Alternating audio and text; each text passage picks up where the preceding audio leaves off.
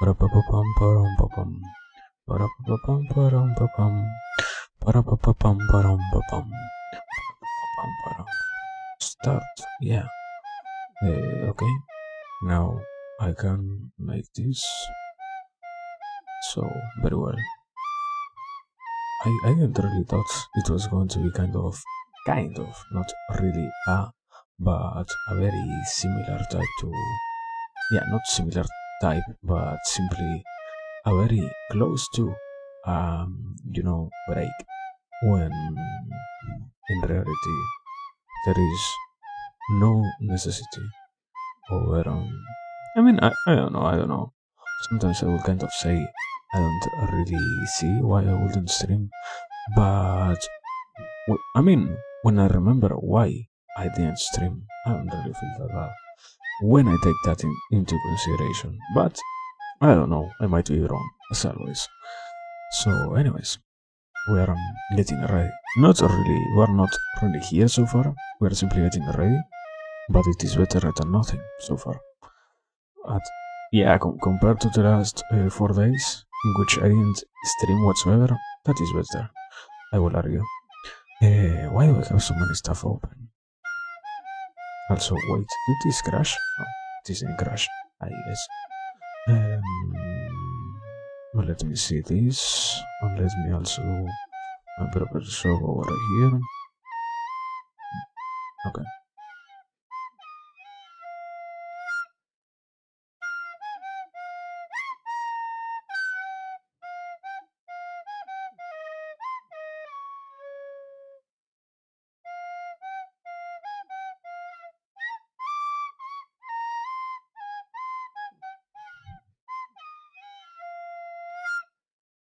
So, certainly, out of spite, huh? I don't know. Let me see. This.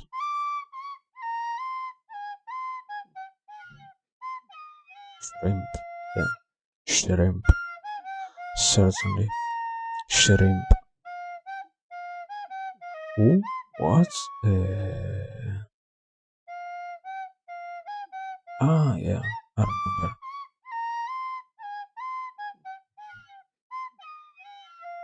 Let me see. This also shouldn't have anything running. Yeah, this. I don't need to have this in particular.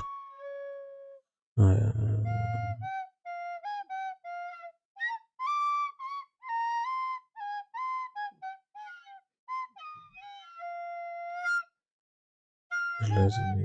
Yeah, I can skip this one, I guess. Let me see. We are working on our Discord. Is it up? Yeah, no? It should be up. Yeah. Working. Nice. So, I guess I can close this, no?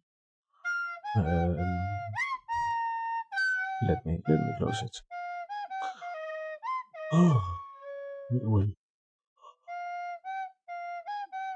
No, wait, it's fuck, I need still. How much time is there left? 7 minutes, yeah. I guess I should try to make this other one over here. I was trying to use a command. Man. Certainly, the command that I wanted. Let me copy this. Let me put it over here. What time is it? Where? No, okay.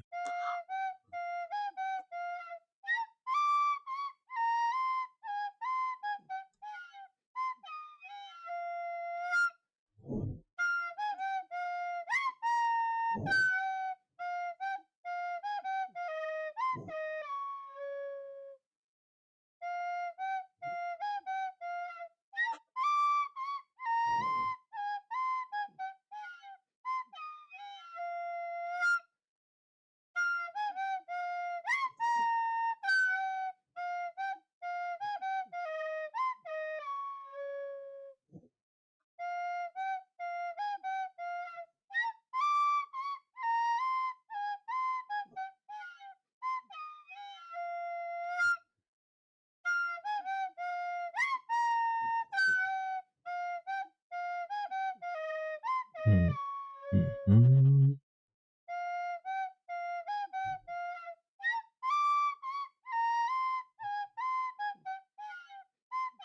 I mean, yeah, I guess I can try to do like this,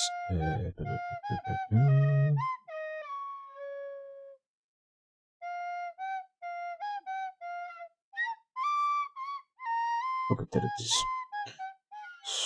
So, with this session, we are really forgetting about anything else, no? Yeah, I still need to check my audio, but aside from that, not really that much, no? I think I will, I will believe. So, um, let me, yeah, let me get this over here, and also close this. Scene, do you want to capture? Yeah, there it is. Capturing that, and also this one is working kind of nice. A little bit weird, just in case. Um, I never saw this. What is this? Kind of. What is this? Kind of cross-eyed. I never pay attention to that. Is the potato cross-eyed? What? No, right? No, what? No, no, this can't be. I wish to believe it isn't. Anyways, I think I'm not forgetting anything. I think so. Yeah. No, wait, yeah, my audio. My audio. Bro, let me see it. How is it? How are we doing today? Audio? What the fuck is my voice? Wait, yeah. The problem is I am not really talking normally. So, yeah, it sounds weird. I guess. Um, hello, voice. Hello, yeah. Yeah. Yeah, okay. I think, yeah, it should be fine, anyways. So, we have like 4 minutes. Let me do some other stuff in the way. In the meanwhile, sorry. Thank you.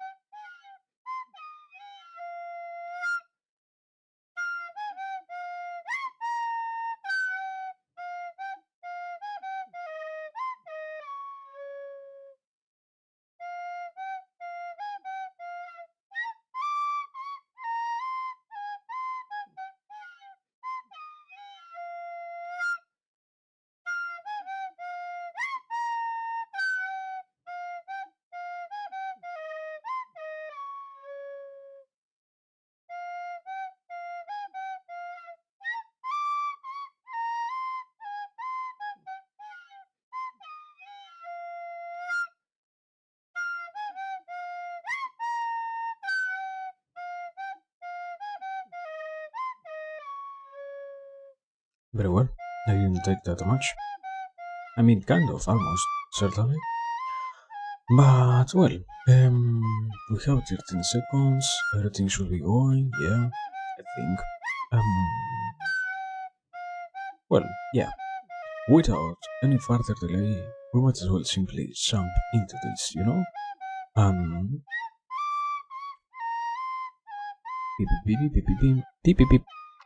There it is. Transition. Hello. Hello, everybody. Once again, we are all of us gathered here on another beautiful night, certainly, on another beautiful occasion, on a very pleasant moment, on a very important time to be here to do whatever it is that we do and to enjoy whatever it is that we enjoy constantly, as always, or well, not as always, it isn't completely regular, but yeah, let's say, as the title might indicate, here we are to read a little bit of Mahabaharata to continue with this story, to keep seeing what is it that we can extract from out of this. And yeah, overall, basically that. Not that much more to add, I will say. So yeah, it has been, well, yeah, before really starting, kind of a short introduction. It has been kind of a long time since the last occasion that we were here. So yeah, very nice to see that we can get completely back. I think, let me see. I just noticed that I think the bot is dead, no? Let me see. Um,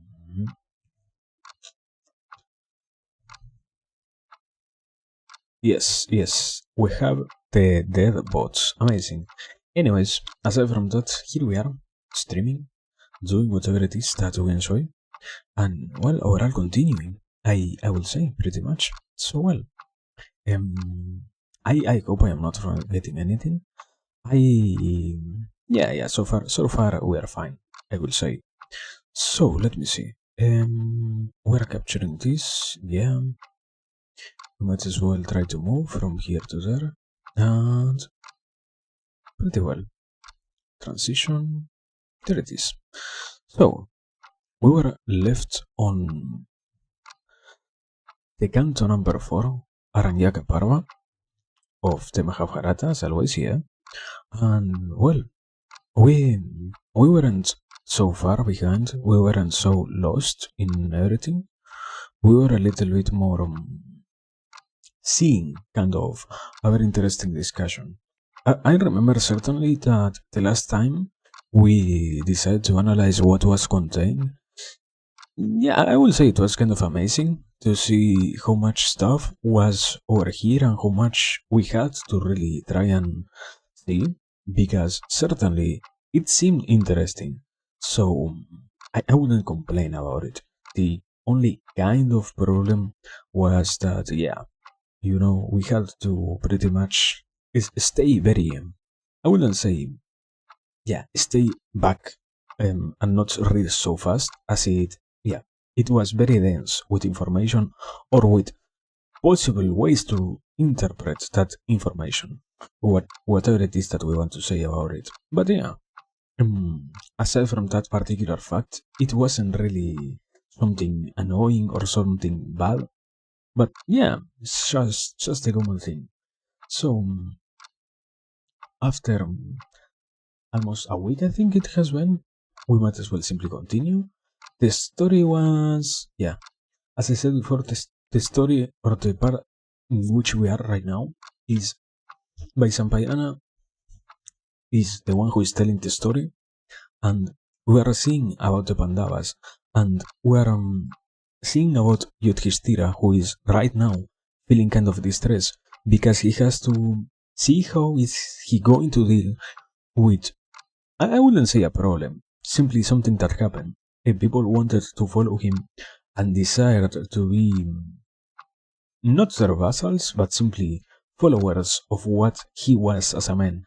Because certainly, if something is very well remarked here, is the fact that Yudhishthira and overall the Pandavas are the most exemplar type of human that has lived, or at the very least, the most exemplar type of Kshatriyas that have lived. So yeah, we are seeing How is it that he is dealing with this problem because they are basically poor, they don't have anything to support these Brahmanas who want to follow them. So yeah. I guess I'm not forgetting anything else. So, Canto 4. Aranyaka Parva continued. Vasampayana said, after the Pandavas have entered the forest, Ambika's sons, Daharatirashtra, whose knowledge was his eye, grows exceedingly sorrowful. Sitting at his ease, the king says to the virtuous Vidura, of profound intelligence, your understanding is as clear as Bhargava's. You know all the nuances of Dharma, and you look at all the Kauravas equally. Tell me what is right for them and for me as well. Vidura, things having this course, what should we do now? How can I secure the goodwill of the people so that they do not uproot us? Tell us all, for you know every excellent expedient.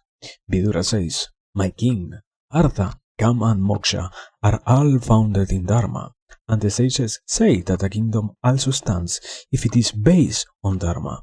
So, Rahan, cherish your son and Bandhu's son equally in Dharma. Evil souls. Eh? What? Evil souls, with Subala's son Sakuni leading them, subverted that Dharma when your son called the righteous Yudhishthira here and vanquished him at dice. I see one expiation from this base act, by which your son can be freed from his sin and win back his place among good men. Give back to the Pandavas what you first returned to them. Give Indraprastha back to them, for a king's highest dharma is that he must remain content with his own possessions and never covet another's. Thus your honor will remain, and nor will dissension arise in your family, and nor any sin attached to you. Your first duty now is to disgrace Sakuni and to satisfy the Pandavas. If you want to restore your sons to the good fortune that they have lost, do this immediately. If you do not, the Kurus will surely be destroyed, because neither Bhimasena nor Arjuna, if angry, will leave any of their foes unslain. What is there in this world that they cannot attain? Who have Savyasachin among their warriors, the Gandiva, most potent of weapons his bow, and also the inexorable Bhimasena? Once again, as soon as your son was born, I said to you, abandon this inauspicious child, for in that lies the good of your clan. But you did not, as I said then. Now, also, I am showing you the way to your salvation. If you do as I say, you will not have to repent later. If your son agrees to rule jointly with the sons of Pandu, and in peace, you will pass your day in joy. If he will not, forsake Duryodhana for the sake of your own happiness. Cast him aside and crown Yudhishthira, Ajatasattu, who is free from passion, king of all the Kurus, and let him rule the earth with Dharma. And then all the kings of the world will quickly pay homage to us, even like Vaisyas. Let Duryodhana, Sakuni and Kama wait upon the Pandavas. Let Dusasana, in the open Sabha, ask Bhimasena's forgiveness and the forgiveness of Draupadi also, and pacify Yudhishthira by setting him up upon the throne with every show of respect. You have asked me, and what other counsel can I give you? By doing this, O king, you will do what is right and keep Dharma. Daharatirashtra says, you said the same thing in this Sabha, Vidura, but what you say is only beneficial to the Pandavas, not to me. My heart does not like what you say. How have you decided all this in your mind? You speak only for the good of the Pandavas, and I see that you are not friendly towards me. How can I abandon my son for the sake of the sons of Pandu? Doubtless they, too, are my sons, but Duryodhana has sprung from my body. Who, speaking impartially, will ever advise me to renounce my own body for the sake of another's? Vidura, though I hold you in high esteem, everything that you say is crooked. Stay here or go as you please. However much he might humor and please her, an unchaste wife will always forsake her husband. Saying this, Dharatirashtra rises abruptly and goes into his Antapura. Vidura says, "This race is doomed," and he goes away toward the sons of Pritahar. I mean, kind of a side note, very funny to see this thing over here, like, this race is doomed. I mean, I don't think I although I might experience things that are in no way as close to this, certainly sad. I don't say, or certainly negative, I don't say, oh my god, this particular thing is so bad. I don't speak about it, I think about it, I don't know. Anyways, that is simply an expression that is interesting to see. The whole idea that I saw that was very interesting was, what is its word? Kandiva. Guru's possessions here. It was by Vidura, yeah. For a king's highest dharma is that he must remain content with his own possessions and never covet another's. Thus your honor will remain, and nor will dissension arise in your family, and nor any sin attached to you. What? I mean, I can understand a little bit about the second part. Thus your honor will remain, and nor will dissension arise in your family, and nor any sin attached to you. That is understandable. But the problem is the first part. I mean, it isn't by itself problematic. It is that when you take it into account with the whole Kshatriya kind of dharma, how is it that you fight with somebody else without coveting their possessions and without wishing to have what they have? What is the real motivation behind fighting somebody else in that sense? If you are a Kshatriya king, because at the end of the day, the Kshatriyas are the chaste designed to be fighters.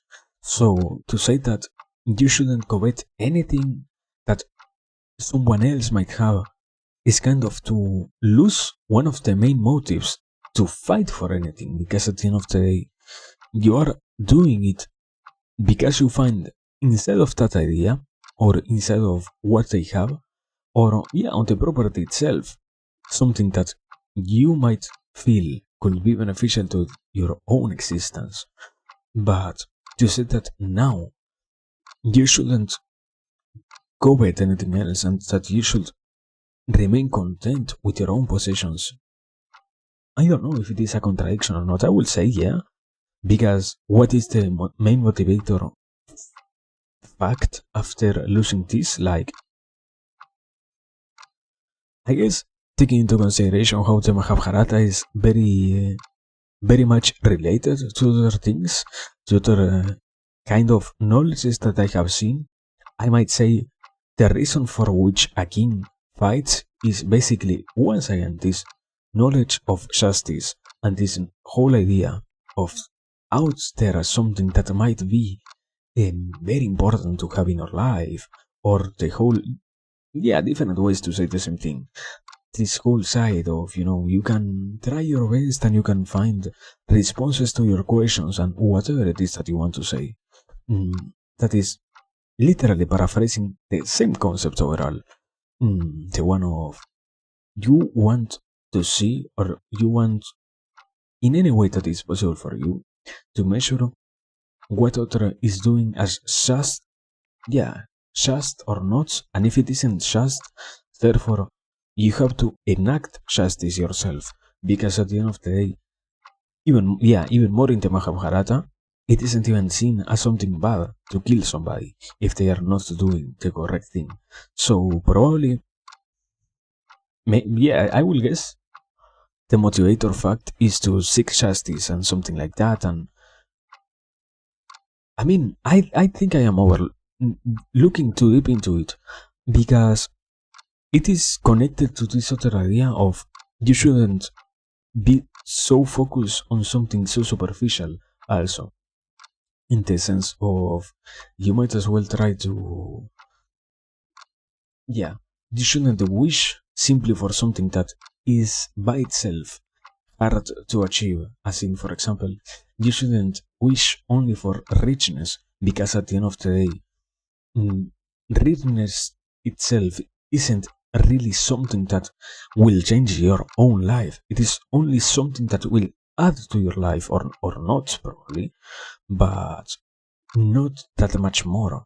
And if you don't find different objectives, and if you don't find something else that could be interesting for your existence after attaining that objective, it is that you might as well find that what you were aiming for, not that it was wrong, but rather that it was rather not so well defined, let's say. Mm, in this case, it might be, yeah, maybe justice is already something that was properly explained throughout the previous dialogues, and something that was properly given as the correct thing. I mean, certainly one of the main fights with one of the supposedly most dangerous kings was because they wanted to be the ones who were right.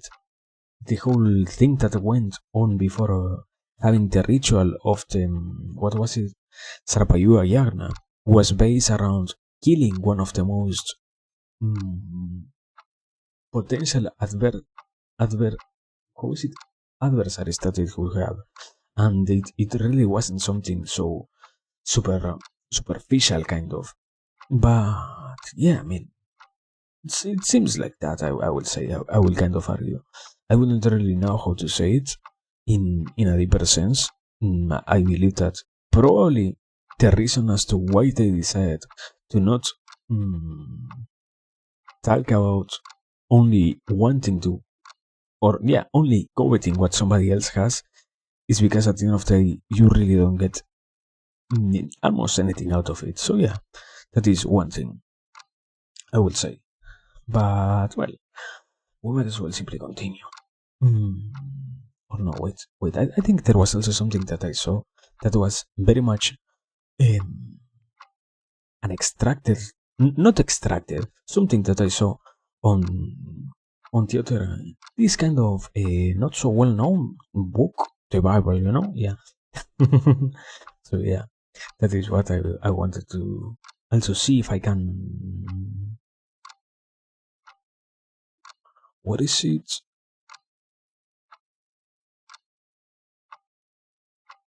This particular thing. At the very least, it wasn't so far nor so hard to find. Yeah, a little bit before. No, no, I moved to the right. Fuck, there it is. I see one expiation for this base act, by which your son can have, sorry, for by which your son can be freed from his sin and win back his place among good men. This particular concept of be freed from his sin is what kind of has me puzzled, I would say. I mean, can be freed from his sin. Why use that kind of expression?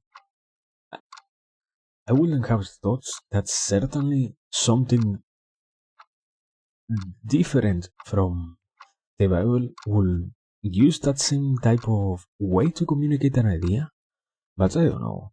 Maybe it is that I lack proper understanding about it. I mean, at the end of the day, yeah, sin could be simply something that was incorrectly done, or something that is really detrimental to one's own existence. I don't know. I guess the proper kind of excuse will be something along the lines of you really don't want to be like that, and you really don't want to end with the consequences of what your sin brought to your own life, or even the worst ones to the life of others aside from you also. So that is why, in that sense, sins are something that should be avoided. At, yeah, at the end of the day, it is simply another type of way to say problems that you created for yourself. But yeah, um, Yeah. I think that is a more proper way to see it, at least for this case. I don't know. Um, Let me continue, anyways. Canto 5. Aranyaka Parva continued. By Sampayana Sir, wanting to live in the forest, those bulls of the race of Bhagarata, the Pandavas, with their followers set out from the banks of the Ganga and journey to the field of Kurukshetra, performing their ablutions in the Saraswati, the Drisatwati, and the Yamuna. They go from one forest to another, traveling in a westerly direction. Finally, they see the Gambiakavana before them, favorite haunt of Munis, looming beside a level and wild plain on the banks of the Saraswati. In that forest, abounding in bears and deer, those heroes begin to dwell, entertained and comforted by the Munis. Always yearning to see the Pandavas, Vidura rides in a single chariot to the Kambyaka Aranya, abundant with all things good and auspicious. Arriving in the Kambyaka in his chariot, drawn by swift steeds, he sees Yudhishthira Dharmatma sitting with Draupadi in a secluded spot, surrounded by his brothers and the Brahmanas. Seeing Vidura approach from a distance with swift steps, the king says to his to his brother Vimasena, with what message does Shata come to us now? Does he come sent by Sakuni to invite us to another game of dice? Does the vile Sakuni intend to win back our weapons by gambling? Oh, Bhima, I cannot refuse anyone who asks me for anything, and if we lose the Gandiva at dice, how will we regain our kingdom? The Pandavas rise to welcome Vidura, and he, descendant of Ahamida, sits down among them and makes the customary inquiries after their welfare. When Vidura has rested a while, those bulls among men ask him the reason for his coming, and he tells them in detail everything that transpired with Ambika's son, the Haratirastra.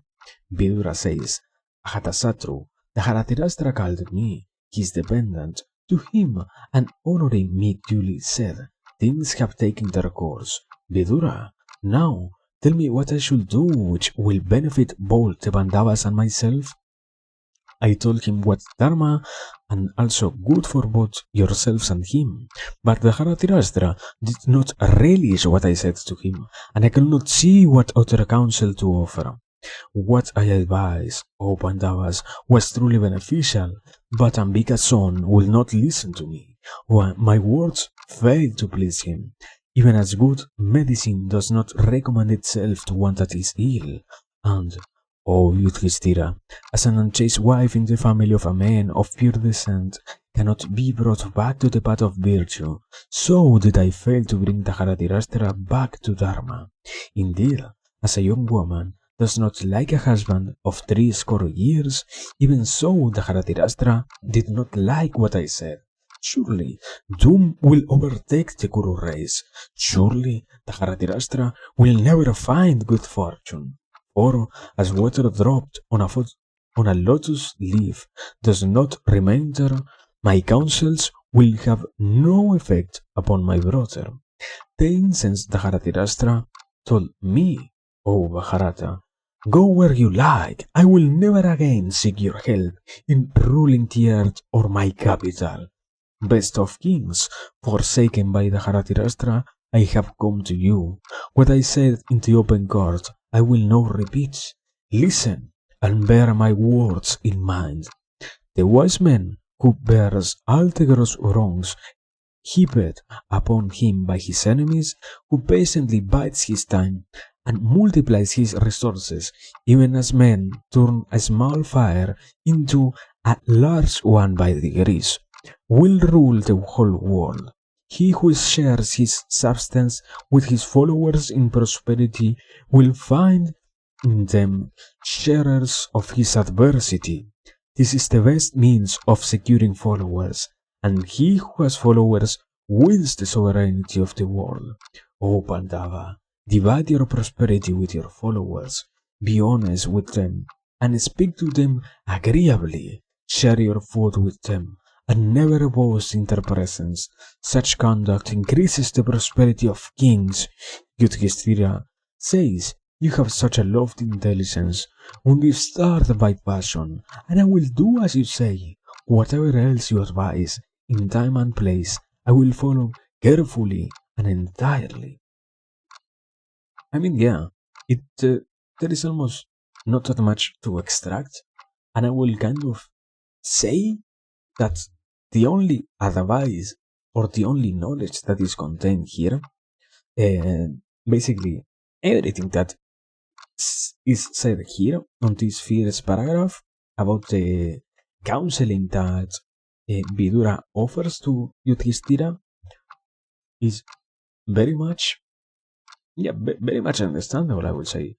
Let me let me read it again. Before, no, after I drink some water.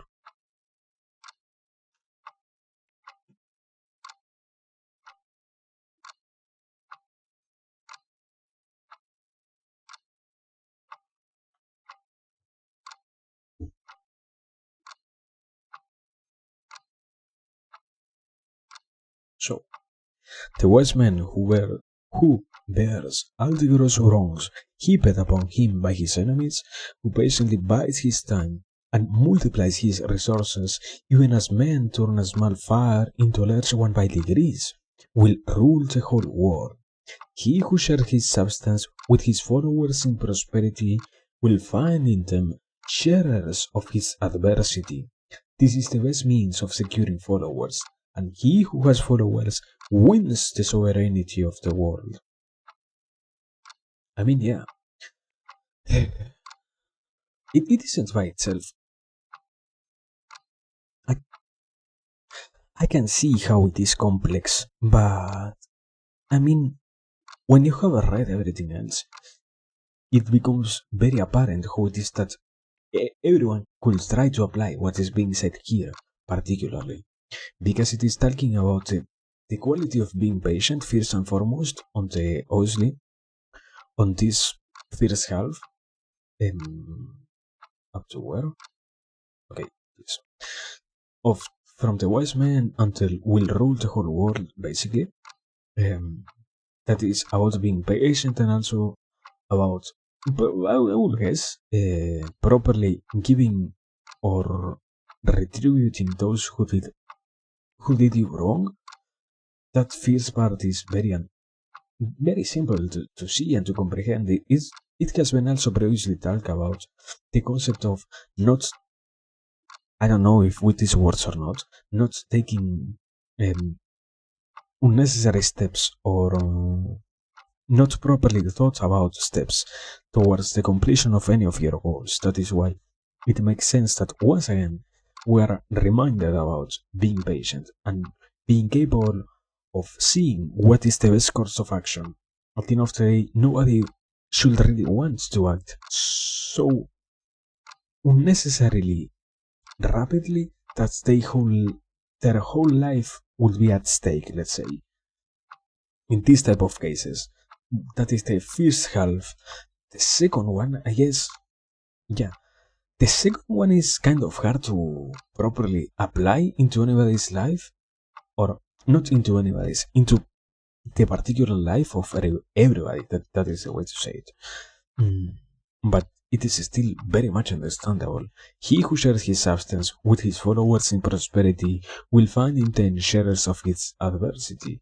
This is the best means of securing followers, and he who has followers wins the sovereignty of the world. Um, how to say it differently?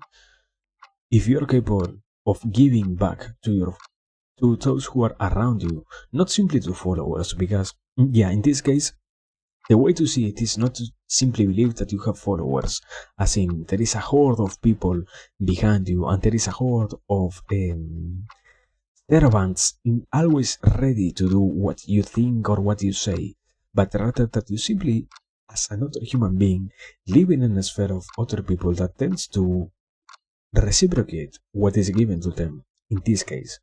And when you give them something good, they will always try to pay back what you gave them as good for the sake of knowing that they are also showing properly their appreciation, let's say.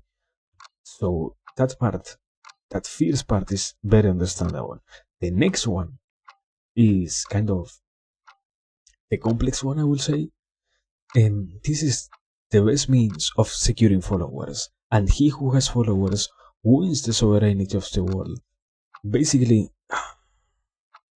you might as well be capable of achieving any type of dream, desire, objective that you set upon yourself, upon reality, upon whatever, however, as long as you have people properly following you. In this case, I will also kind of try to argue that you should have, yeah, this isn't really mentioned here. Is there a need to share what your goal is? For example, in this case, it is only being talked about the desire to have sovereignty all over the world and to be kind of the king of the world, yeah? But is it a necessary step for this thing to happen that you need to share what that principal goal was and what is it that you wanted to do after being the sovereign of the whole world, or not? I mean, that is always kind of confusing, or not simply confusing, interesting to know or not, because throughout different parts you see that some say yeah, some others say no, you shouldn't share what your goals are. I don't know. I will kind of, even, yeah, that might as well not be part of this particular argument. The only necessary or interesting thing here is to learn that people who is around you and those who support your cause are the second necessary thing for you to achieve that goal itself. Because if you were to work in an environment in which nobody were to allow your existence, you will probably not be capable of achieving almost anything. Because, yeah, this seems very abstract. I have always thought about this particular idea. That is, when some people has the chance of living in solitude, it doesn't really mean that society has decided to abandon them or that has given them their back. In a different way, it just happens that society kind of allows your existence to continue because it isn't devoted into society itself, in that sense. And although you might not see society as your follower, because even more obviously, the whole society by itself doesn't really represent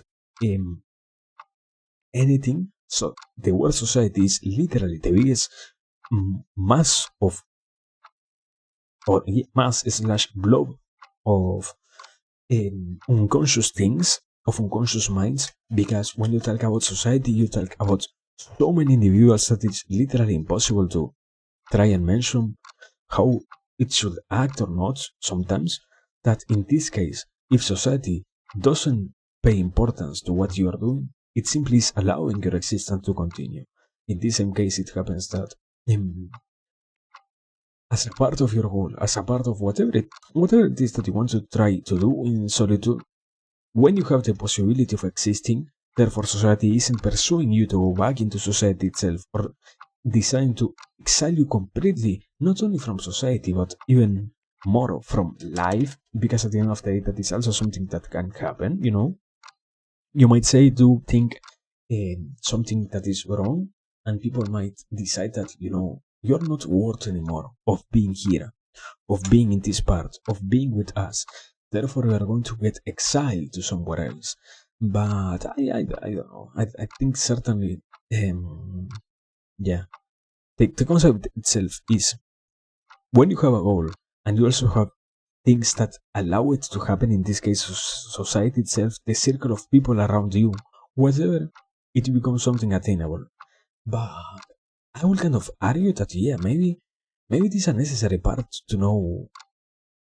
I mean, maybe that is part of this substance that is talked about here, because at the end of the day, substance itself doesn't really mean anything, and for a very particular reason it is that this word was chosen in this particular translation. I will kind of believe that it was simply used as a way to convey the idea that whatever it is that you are doing with those who are around you, when you are capable of giving them something that feels good, and when you're capable of giving them something that also shows their importance to you yourself, it is that you can let the whole world observe you and feel good about, not feel good, sorry, and see that you're doing something good. Therefore, find it probably almost even necessary to support your cause. At the end of the day, yeah, I mean, in a in most of the cases, as long as you see something that you can help with, and something that is also obviously aligned with your knowledge of something that is good to help with, then you have no reason whatsoever to not help. And on a more human nature basis, when you help somebody in those type of situations, it is that you feel good and you therefore almost want to help others.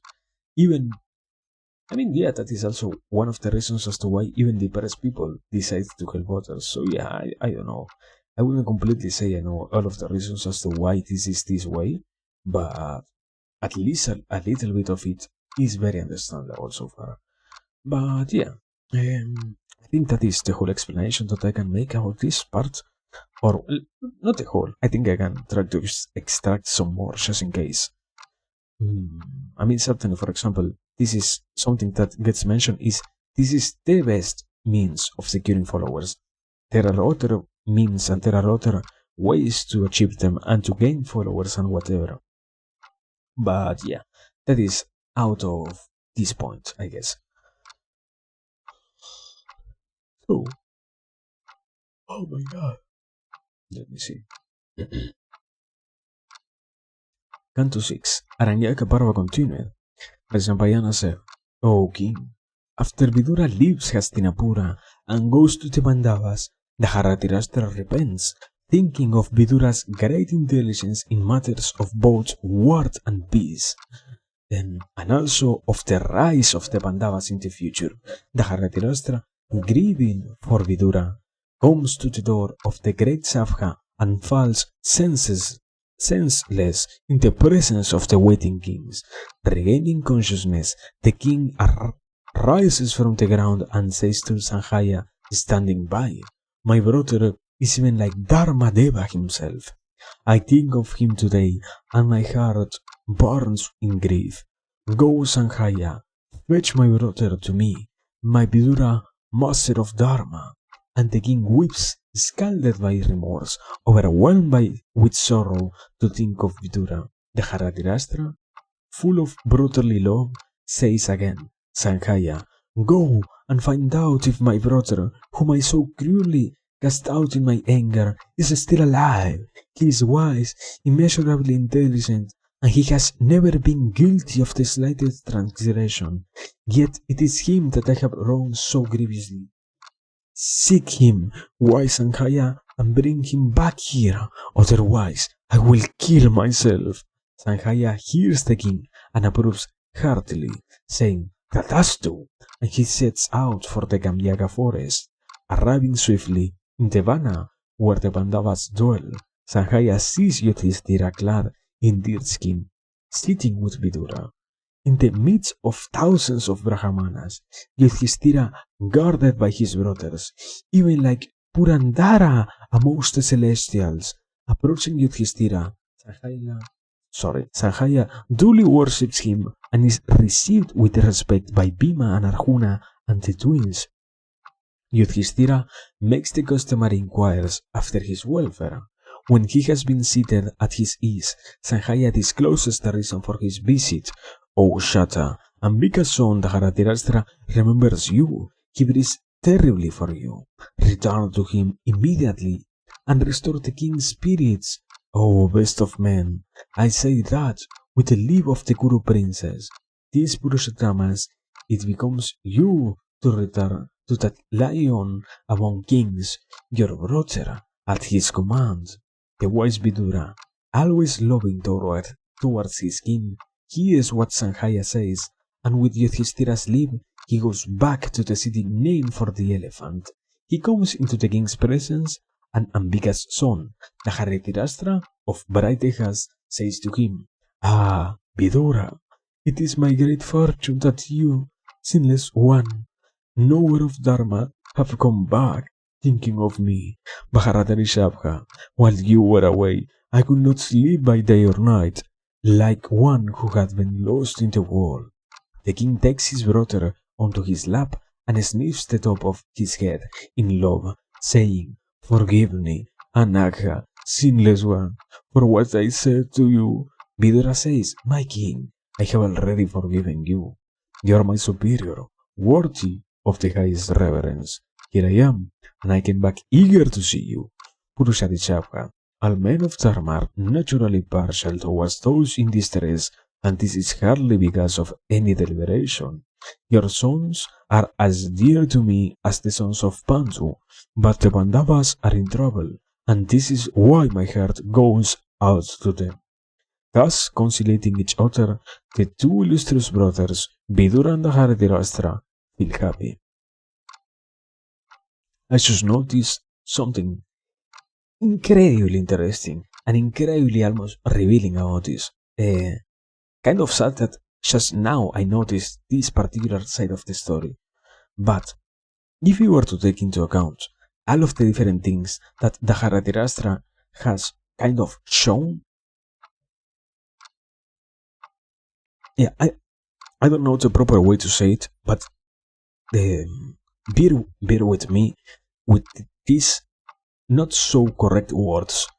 He gets, yeah, the Dharatirashtra is this idea of the overarching father who gets incredibly triggered when his kid is tried to be liberated from his grasp. And when he does this, he becomes somebody who enters in a state almost of dissociation, so to speak.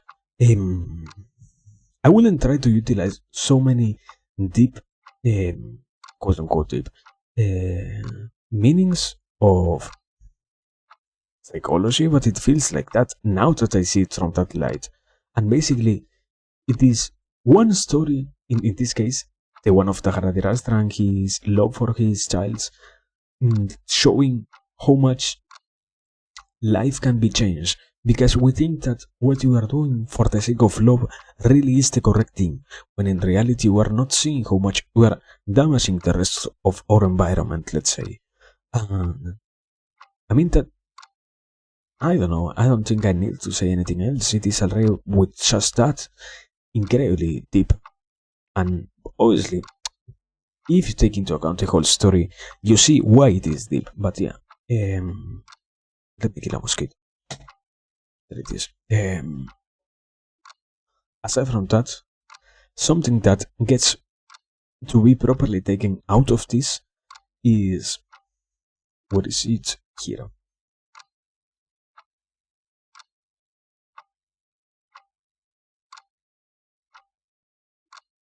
No, I don't need everything. Or well, I mean, certainly it gives a little bit more of context.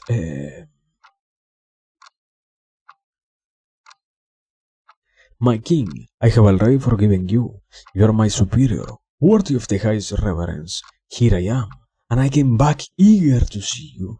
Purusharishabha, all men of Dharma are naturally partial towards those in distress, and this is hardly because of any deliberation. This is, when you take that into consideration, when you take what I said before into consideration about the whole story of how the Dharatirashtra fits in a kind of psychological archetype, it is that you can also see how it is that Vidura utilizes the words all men of Dharma are naturally partial towards those in distress, because it is with this with this knowledge that you can also see why it is that, although he might feel completely enraged with what the Dharatirashtra has done, the quality of forgiveness is more important, because at the end of the day, you understand that this person with which you are dealing isn't properly capable of taking this type of decisions. And although they might say and they might believe and they might have inside of themselves the complete notion, quote unquote, that what they are doing is the correct type of thing, what reveals reality is that they are so wrong and they are so completely drunk on their own view of the world that it doesn't come or to you, no, of you to be the one who has to change the realities in those cases. Or if you're going to do it, I think almost, I mean, probably that is incredibly amazing. If you were to try and do this particular action, to try and change how it is that this type of people sees the whole world, it also is necessary for you to take into account that this type of people are by default not seeing what you see and not believing what you see.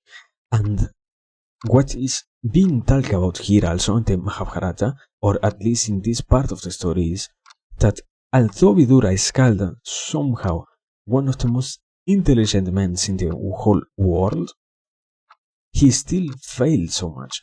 And I mean, when you say it like that, it almost feels as if Vidura wasn't really a so incredibly superior man.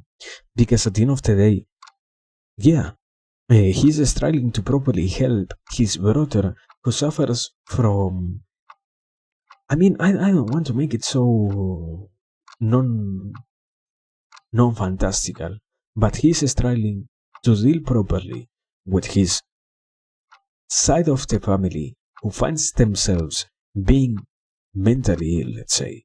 And when you see and when you notice that this quality of not really being such an incredible human, somebody who supposedly should have been considered or should have been capable of aiding anybody with any type of problem that they had, something that Vidura isn't really capable of doing, shows that,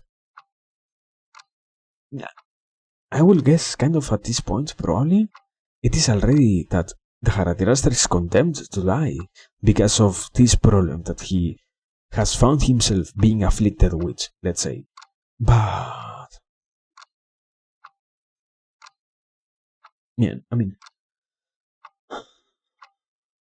there is a lesson to take from here, probably, and that is, obviously, is to not be like the Dharatirashtra, because that is basically the main idea, and that is basically what is being shown always, that you should in no way try to copy what, at the very least on the second half of this story, the Dharatirashtra ended up becoming, nor Duryodhana or any of the childs that he had, because at the end of the day, your you have your mind corrupted by desire, grief, whatever it is that has corrupted you.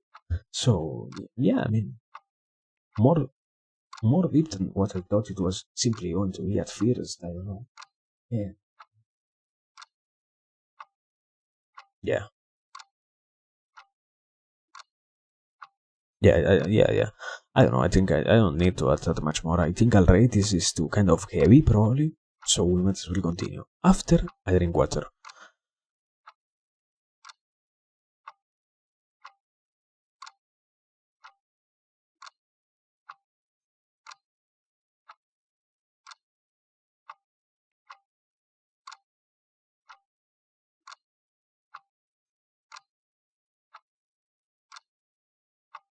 Okay. Oh man.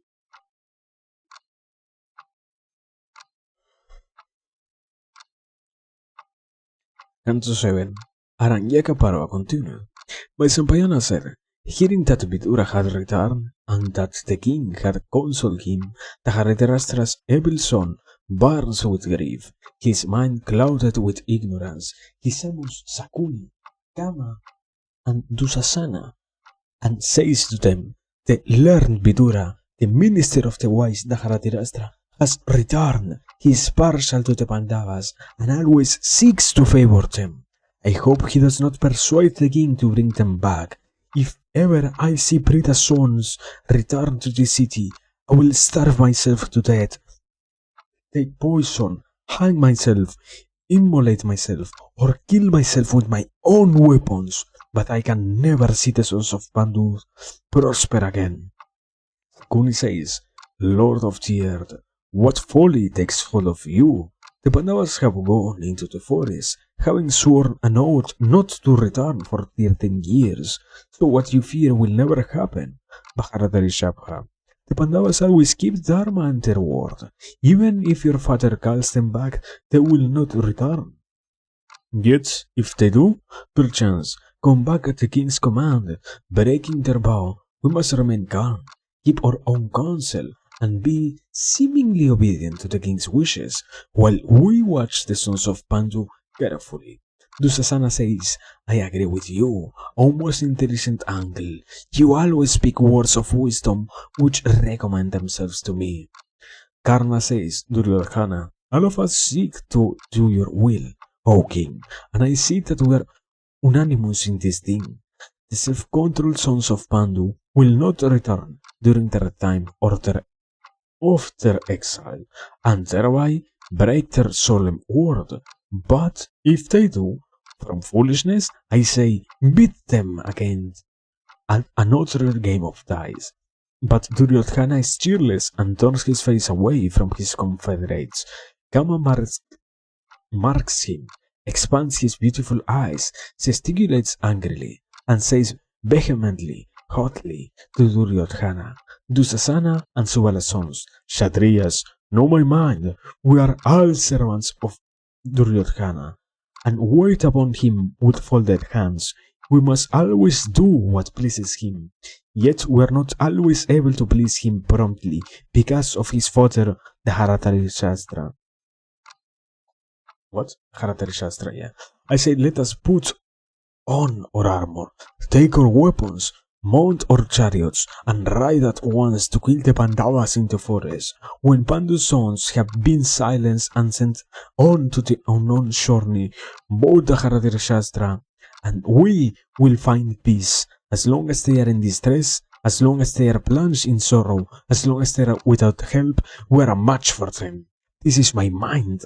They loudly applaud what Sutaputra says, and finally cry all together, Yes, let us do what you say. Each of them mounts his chariot, and confident of success, rush forth in a body to kill the sons of Pandu. However, Krishna Dvaipayana, of pure souls, divines their intention, appears before them, and sternly commands them to desist, sending them back. The Holy One, worshipped by all the worlds, quickly appears before the king, whose sight is his knowledge, sitting upon his throne. The Maharishi Vyasa speaks thus to that sovereign. Oh my man.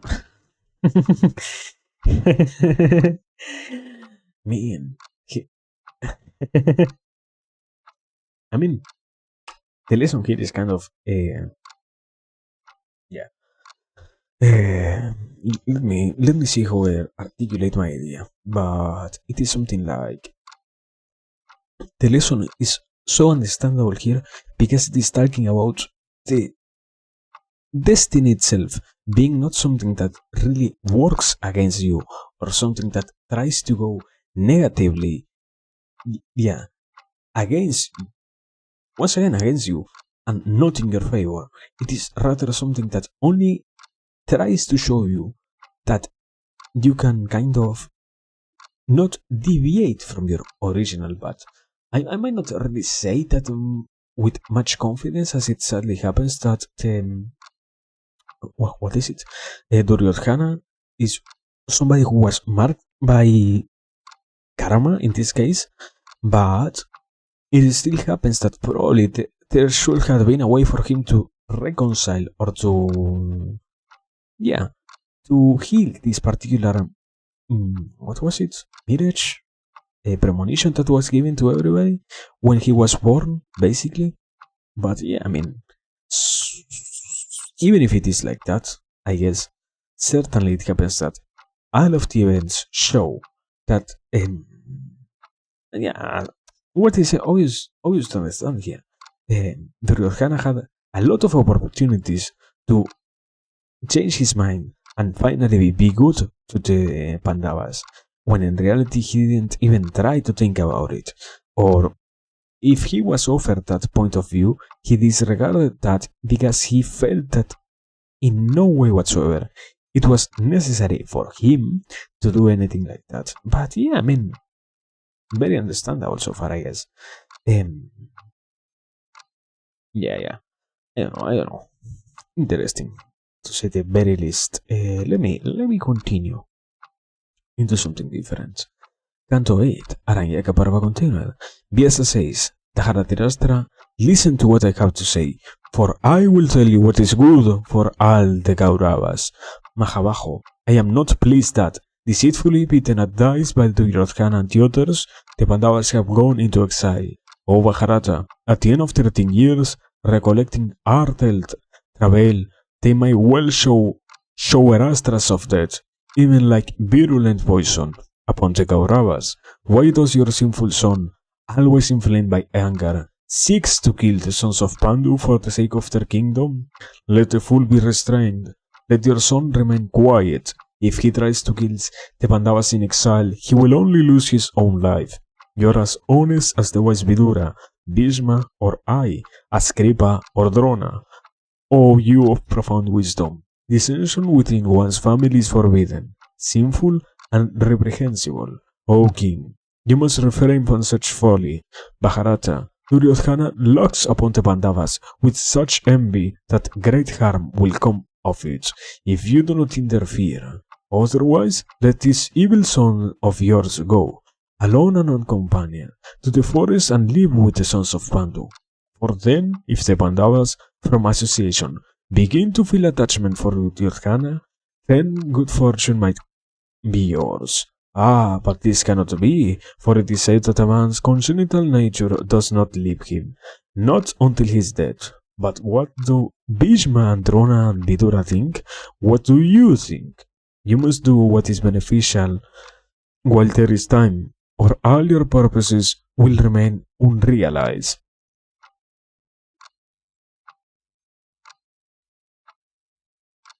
I don't think this applies, but maybe, to a certain extent, taking into consideration that they are so incredibly perfect, another way to see them is the Pandavas represent for the Dharatirashtra, as I said before. Yeah, I used this analogy before in the opposite side of the Pandavas suffered from the disease that were the Kauravas. In this case, it happens that kind of the opposite is the disease that is going to kill the Dharatirashtra are the Pandavas, and he has not paid enough attention to learn that he can easily use it to be something that isn't painful for his own existence. Like, I mean, I think it is completely wide to say something like, yeah, there are different diseases that are also born in the body and that are created because the reasons made the body start to attack itself, and these type of functions that were altered to now focus on attacking the body could pretty much easily still be utilized for good objectives, like still trying to help the body. So yeah, I don't think it really happens that all of the things that the Pandavas are is only negative to Duryodhana, the Dharatirashtra, and the Kauravas, but it simply happens that they never realized this, I will say. But yeah, I don't know. Anyways, continuing, I guess.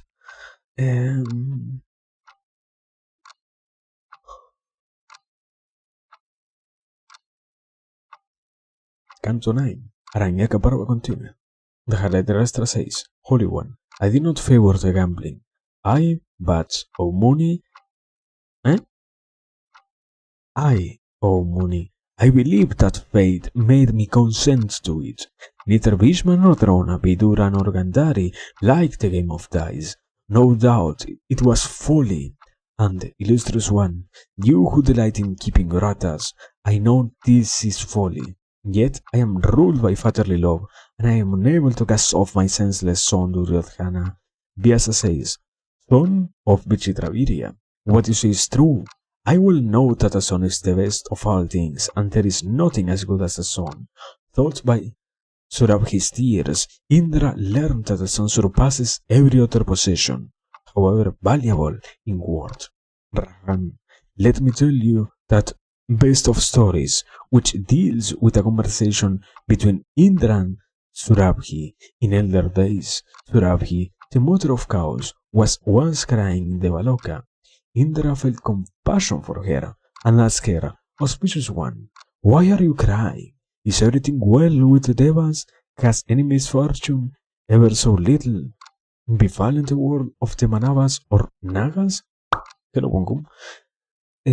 Surabhi replied, no evil which I perceive has befallen you, but I am aggrieved because of my son, and that is why I weep. Look, O Lord of the Devas, where yonder cruel farmer belabors my weak son with a wooden stick, and oppresses him with a plough. My son is in agony and falls onto the ground. At this sight, O Devendra, pity fills me and my mind is agitated. The stronger of the pair bears his burden easily, but the weaker, O Vasava, is lean, a mass of skin and bones, with veins and arteries showing. He bears his load with great hardship, and it is for him that I grieve. Look where lashes of the whip mark his head, and he staggers. It is for him that I am grief-stricken, and these tears flow from my eyes. Sagra said, fair one, when thousands of your sons are daily oppressed, why do you grieve for one? Surabhi replied, although I have 1,000 offspring, my affections flow equally towards them all. But, oh Indra, I feel great love and pity for one who is weak and innocent. Vyasa continues. Indra was greatly surprised to hear these words of Surabhi. He became convinced that a son is dearer than one's life. The illustrious justicer of Paka suddenly poured a heavy rain and obstructed the farmer's work. As Surabhi said, your affections, O king, flow equally towards all your sons. Let them be greater towards those that are weak. As my son Pandu is to me, so are you, my child, and so also Vidura of profound wisdom. I say all this to you out of my love. Bharata, you have 101 sons, but Pandu has only 5, and they are in a sad plight and pass their days in sorrow. How can they save their lives? How will they thrive? Such thoughts about Brita's son constantly agitate my soul, king of the earth. If you want all the Kauravas to live, let your sons Duryodhana make peace with the Pandavas. And it ends there, what? Lemao.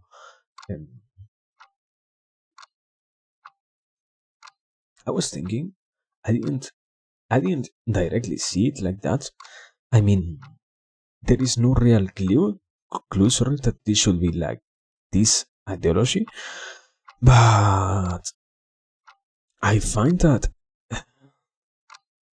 overall it is once again another lesson about the different, not the different, all the humans, let's say, and to comprehend that in reality what matters is to be capable, is that we should be capable of, or at the very least try to be, once again as I said, capable of perceiving what is someone going through, because even if we believe that it is not necessary in the moment, what happens later on is that we end up obtaining the knowledge of these people needing in some way or another help, and because they need help and because we are willing to give them or to offer them this type of help, it is that we are once again capable of living in a world in which pain is something of a lesser curse, let's say, on all of humanity.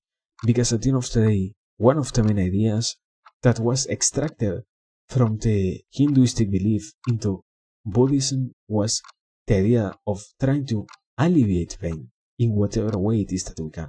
And in this case, we're seeing kind of that all of the Brahmanas are trying, well, not all, those who are telling properly the Haratirastra what his course of action should be, are trying to allow him to not suffer the biggest pains of them all, that is to die an unfulfilled life. But I mean, yeah, I don't think there is that much more to say. Certainly, there is a lesson. I mean, out of everything, it is true that yeah, the Haratirastra can also be capable of seeing why, yeah, to acquire mercy not only for his family but also to acquire mercy for the family of those who are not even equal to his one. And basically, maybe yeah, that I am pretty sure we have already heard about it. That is another one of the qualities of a great king, I guess. But yeah, so far I think this is very understandable. So, aside from this, I think we can continue, no? I don't think I have anything else to really add, I guess. But yeah, pretty much well.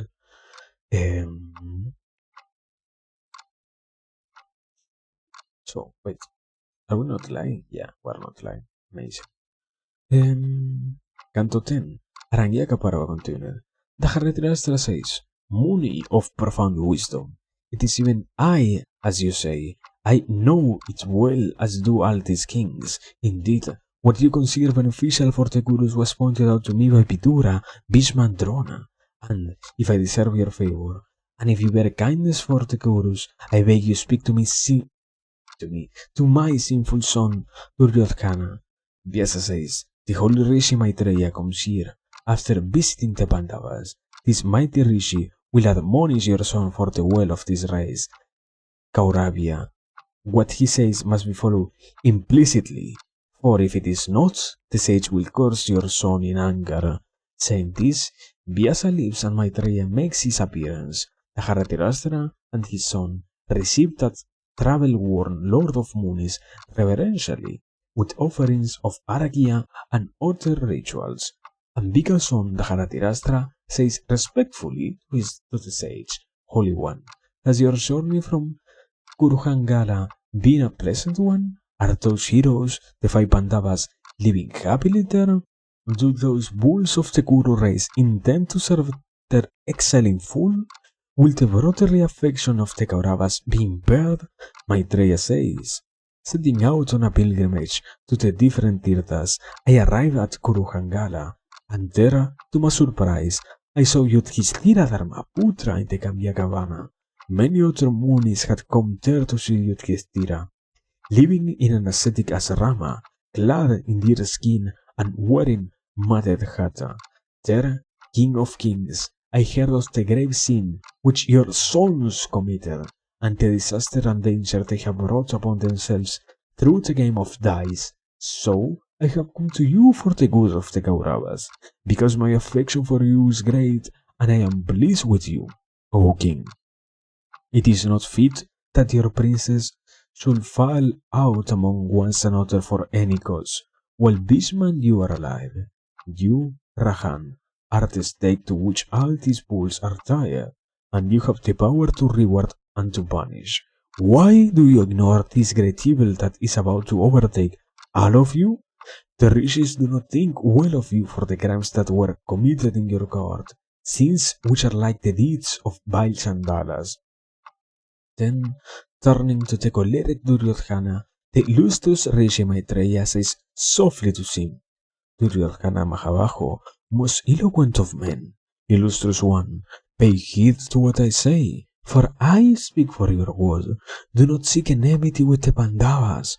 Purusharishabha, think of your own well, as also the good of the Pandavas, of all the Gurus, and of the world. All those tigers among men are Kshatriyas of invincible prowess in war, strong each one as 10,000 elephants, their bodies hard as the adamantine Bhakra, who never swerve from their vows, and who are proud of their manliness. They have killed Rakshasas who could assume any form at will, demons like Hidimba and Kirmira. When the noble sons of Pandu went forth from here, The fierce Rakshasa Kirmira stood in their way at night like a hill, as a tiger kills a little deer. Bhima, strongest of all the strong, always delighting in battle, killed that monster. Do not forget how Bhima killed the mighty Harasandha, who was himself as strong as 10,000 elephants. The Pandavas are related to Krishna. Drupada's sons are their brothers-in-law.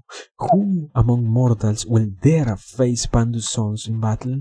O bull of the Maharatas, let there be peace between you and the Pandavas. Do not yield to envy and anger. Listen to what I say. Even as Maitreya admonishes him, Duryodhana slaps his own thigh, which is like the trunk of an elephant, and, smiling insolently, scratches the ground with his foot, as if he cares nothing for what the sage says. The vile prince does not say a word but looks down, away from the rishi. Okay, Rahan. When Maitreya sees Duryodhana slighting him, he becomes angry, as if urged by fate.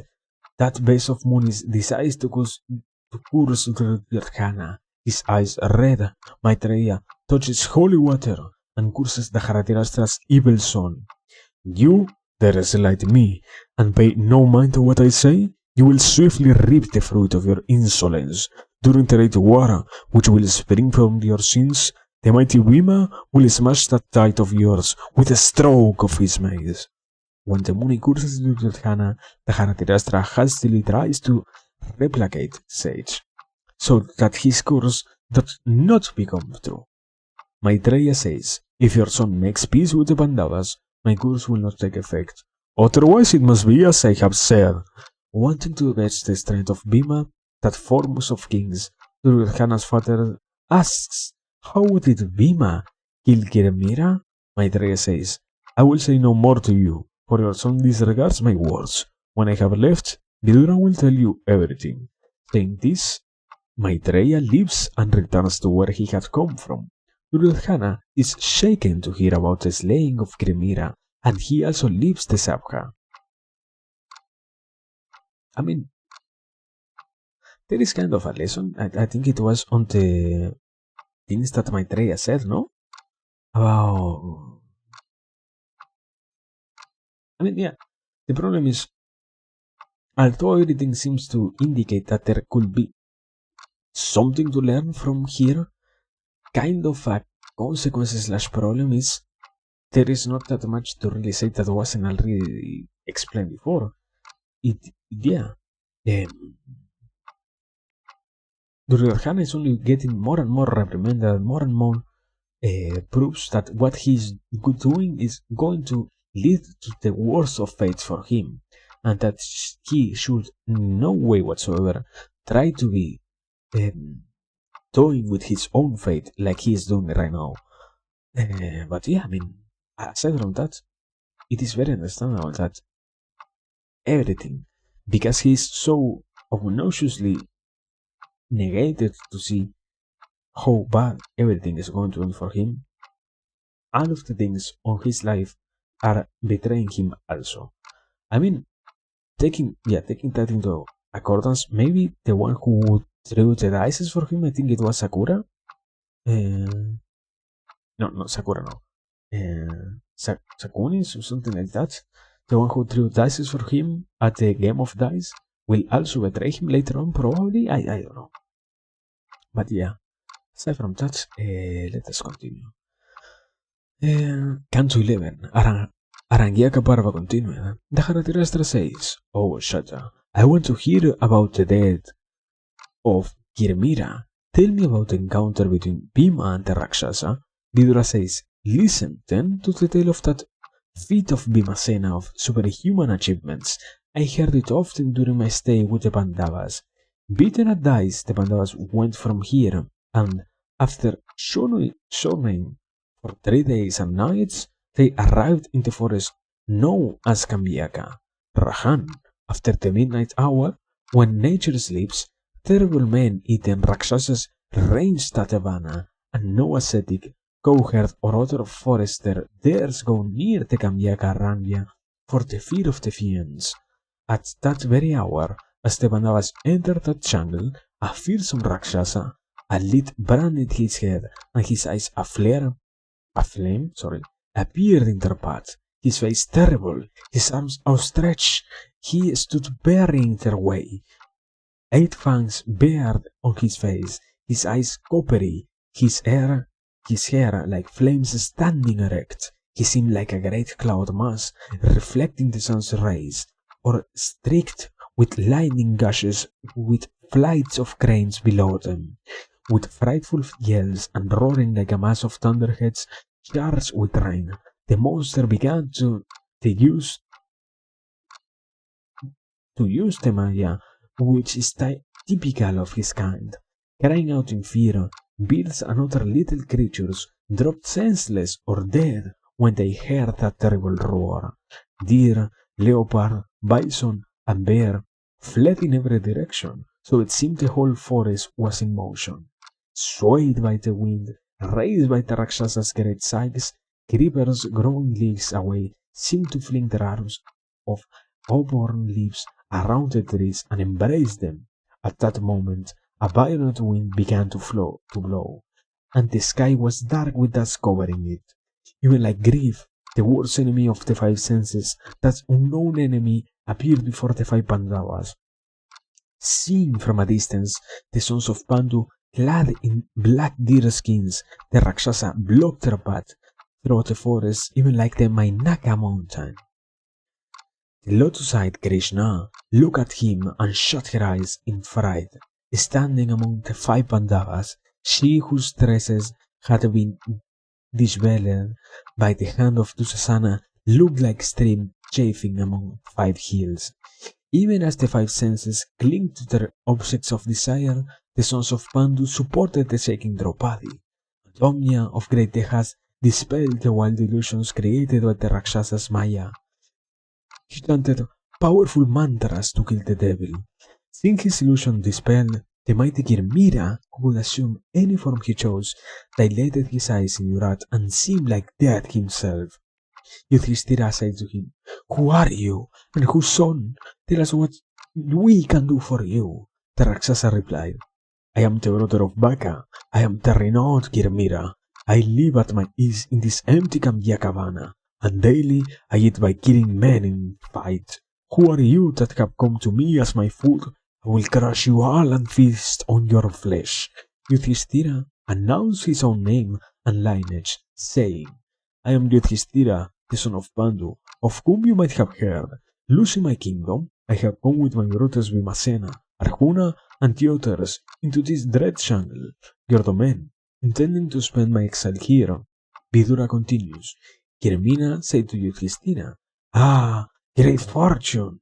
Today fate has accomplished my long-cherished desire. With weapons raised, I have ranged the world with the single purpose of killing Bhima, but I did not find him. But today it is my great good fortune that my brother's killer, whom I have sought so long, has appeared before me. Bhima, disguised as a Brahmana, slew my brother Baka in the Vetrakiya forest through some sorcery. He has no real strength. This evil one is he who also once slew my precious friend Hidimba and ravished his sister, and the fool has now come into this deep forest of mine. When the night is half spent, even at the time when our kind is abroad, tonight, at last, I will have vengeance on him, and gratify Baka with his blood in plenty. By killing this enemy of the Rakshasas, tonight I will free myself from the debt I owe my friend and my brother, and thereby find supreme happiness. Baka once let Bhimasena escape, but tonight, O Yudhishthira, I will devour him in your sight, even as Agastya ate and digested the mighty Asuravatapi. Will I this Bhima?" Yudhishthira says angrily, "You cannot." Bhima tore up a tree 10 byamas long, and stripped it out of its leaves. In a flash, Arjuna struck up the Gandiva, powerful as a thunderbolt. O Mahabaharata, Bhima stopped Arjuna and struck towards the Rakshasa, who still roared like thunderclouds, crying, "Stop! Stop!" Bhima tightened his waistcloth, rubbed his hands together, bit his lower lip, and three-hand rushed at the demon. Even like Indra casting his Vajra, Bhima crushed at the ray, which was like Yama's danda, down on the fiend's head. The Rakshasa was moved by the blow, and hurled by his flaming brand at Bhima like a strike of lightning. But the Kshatriya deftly struck it with his left foot, at the burning thing flew back at Kirmira. Now Kirmira drew up a tree and rushed into the fray like Yama himself with his mace. Quickly the forest around them was denuded of trees and looked like the place where once, ages by, the Vanara brothers Bali and Sugriva fought for possession of a woman. Striking the adversary's head, the trees broke into slivers and were like lotus stalks flung at the temples of mating elephants. All around, numberless trees lay strewn like so many crushed reeds. However, the duel between that greatest of Rakshasas and Bhima did not last long. Oh, Mahabaharata Rishabha! The raging Kirmira snatched up a great rock from the ground and flung it squarely at Bhima standing before him. But the Pandava did not flinch. Then, like Rahu flying to devour the sun, the Rakshasa, arms outstretched, flew at Bhima and they locked together, grappling and pulling and dragging, like two infuriated bulls or like two mighty tigers, fighting tooth and claw. The encounter between them wakes fierce and hard. Bhima thought of the humiliation by Duryodhana. He thought of Draupadi watching him, and Brikodara found the true strength of his arms, strength which swelled in tide. Bhima seized the Rakshasa by his arms, as one elephant in wrath seizes an otter. The powerful Rakshasa also clasped his antagonist, but Bhimasena, the strongest of all men, flung the monster down violently. The sounds that the interlocked fingers of the two made echoed like splitting bamboos. Bhima hurled the Rakshasa down, seized him by the waist, and began to whirl him around, like some ferocious hurricane shakes a tree. The Rakshasa was tired, he felt faint, yet, trembling and over, he still pressed the Pandava with all his strength. Seeing that Kirmira was tiring, Brikodara twined his great arms around him, even as one binds an animal with rope. The monster began to roar frightfully, like some dissonant trumpet. Bhima whirled him around until the Rakshasa seemed to lose consciousness and then threw him on the ground, where his body shook in convulsions. Bhima swiftly seized him again and killed him like an animal. He planted his great knee on Kirmira's belly and wrung his neck. As the fence eyelids closed, Bhima hauled his bruised body savagely across the earth, roaring, "Sinful wretch! You will not have to wipe your tears for Hidimba and Baka, because you are also bound for Yama's halls." Bhima saw the Rakshasa naked, his ornaments torn from his great body. He saw that Kirmira was dead and left him there. When the Rakshasa of the hue of clouds died, Yudhishthira embraced Bhima and praised him joyfully. Vidura says, "So it was, O Lord of Men, that at Yudhishthira's command, Bhima killed Kirmira the Rakshasa. Having rid the jungle of its menace, the Pandavas entered the now peaceful Vana, and comforting the frightened Draupadi, began living there in some joy. The Bharata Rishabhas often praised Bhima's magnificent deed. When I passed through the Kamyaka Vana, I saw Kimira's huge corpse lying there, and when I reached the Pandavas' asrama, I heard about Bhima's prowess and how he killed the Rakshasa from the Brahmans who lived there with the sons of Pandu. The Dharatarashtra hears about the slaying of Kirmira. He sighs and plunges into deeper gloom. I mean, certainly. Well, I mean, no. I was going to say there might be something really worth saying. At the same time, maybe not, because it isn't really that anything deep in particular. It is an incredibly simple story about how Bhima fought with somebody. Not that much more. I mean, yeah. I wouldn't see what else is there to extract from this one, I guess. But yeah, let us continue then, I guess. After quarter.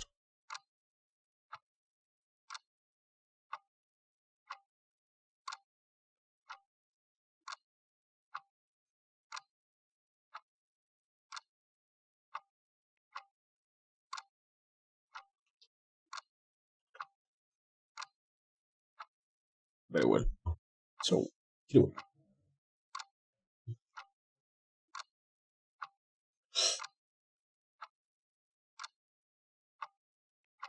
Bueno, om quanto tuelpe.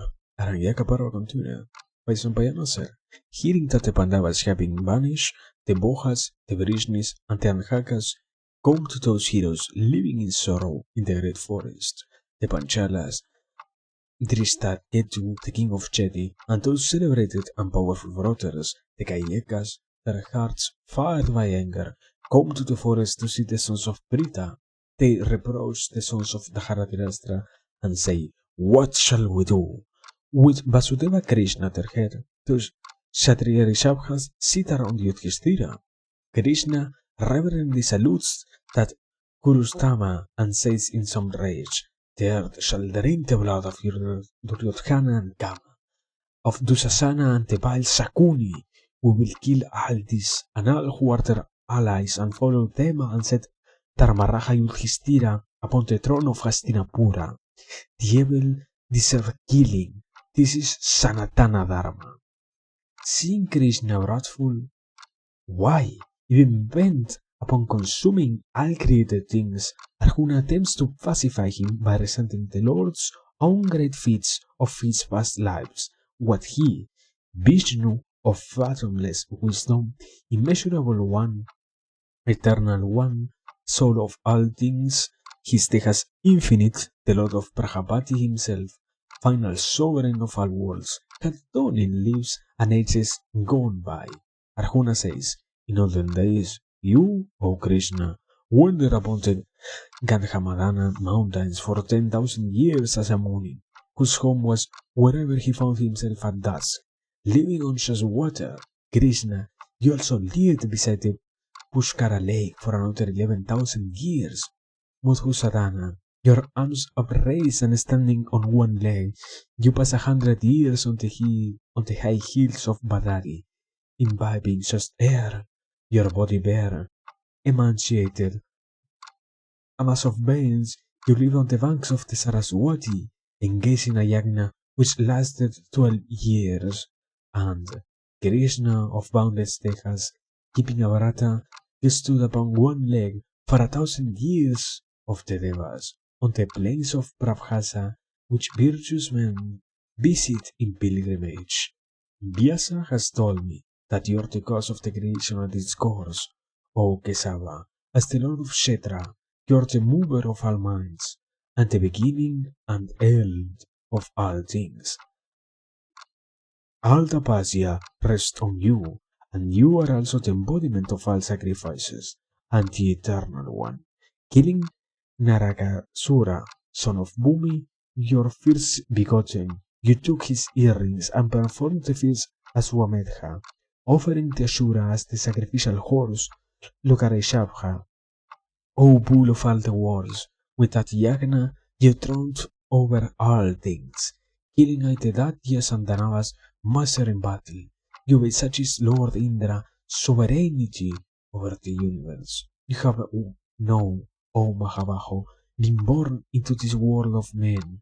Parantapa, who once floated upon the primal waters, he later became Hari, Brahma, Surya, Dharma, Datri, Yama, Nala, Vasu, Vajravana, Rudra, Kala, Kasa, Bhumi, and the 10 directions. Unborn yourself, you are the Lord of all the moving and unmoving universe, O first of all existences, slayer of Madhu, O you of boundless energy, in the forest of Chitrarata, Krishna, you worship the gods of gods with your yaganas. Kanardana, at each sacrifice you offer gold in measures of hundreds of thousands. Yadava, being born as Aditi's son, you became Indra's younger brother. Parantapa, when a child, you traversed with just 3 strides Swarga, Bhumi and Patala. When you were thus transformed, you entered into the body of the sun and veiled his splendor with your light. Highest, during 1,000 incarnations you slew Asuras past count. You killed the Mauravas and the Pashal, Nisunda and Naraka, and the road to Pragyotisha. What the fuck? Pragyotishapur was safe again. You killed Avriti, at Haruthi, Kratha, and Sisupal and his followers, Harasandha, Salvia, and Satathanwan, Harasandha, riding your chariot, roaring like thunderheads and brilliant as the sun. You took Boha's daughter Rukmini for your wife, vanquishing her brother Rukmi in battle.